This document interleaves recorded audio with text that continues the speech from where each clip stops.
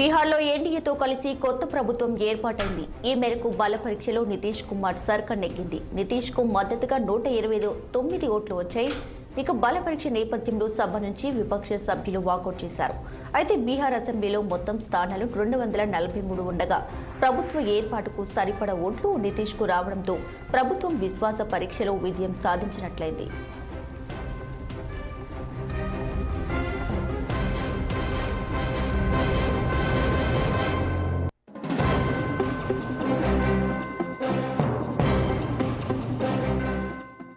ఆర్జేడీతో కూడిన మహాకూటమి నుంచి బయటకు వచ్చినటువంటి నితీష్ కుమార్ తన ముఖ్యమంత్రి పదవికి రాజీనామా చేసి ఎన్డీఏ కూటమిలో చేరారు.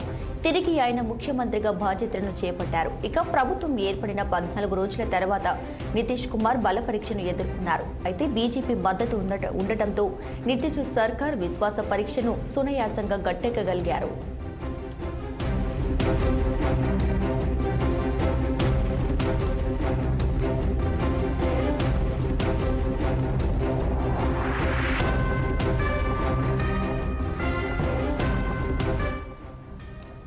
బీహార్లో ఎన్డీఏతో కలిసి కొత్త ప్రభుత్వం ఏర్పాటైంది. ఈ మేరకు బల పరీక్షలో నితీష్ కుమార్ సర్కార్ నెగ్గింది. నితీష్ కు మద్దతుగా 129 ఓట్లు వచ్చాయి. ఇక బల పరీక్ష నేపథ్యంలో సభ నుంచి విపక్ష సభ్యులు వాకౌట్ చేశారు. అయితే బీహార్ అసెంబ్లీలో మొత్తం స్థానాలు 243 ఉండగా ప్రభుత్వ ఏర్పాటుకు సరిపడ ఓట్లు నితీష్ కు రావడంతో ప్రభుత్వం విశ్వాస పరీక్షలో విజయాన్ని సాధించినట్లయింది. అలాగే ఆర్జేడీతో కూడిన మహాకూటమి నుంచి బయటకు వచ్చిన నితీష్ కుమార్ తన ముఖ్యమంత్రి పదవికి రాజీనామా చేసి ఎన్డీఏ కూటమిలో చేరారు. తిరిగి ఆయన ముఖ్యమంత్రిగా బాధ్యతలను చేపట్టారు.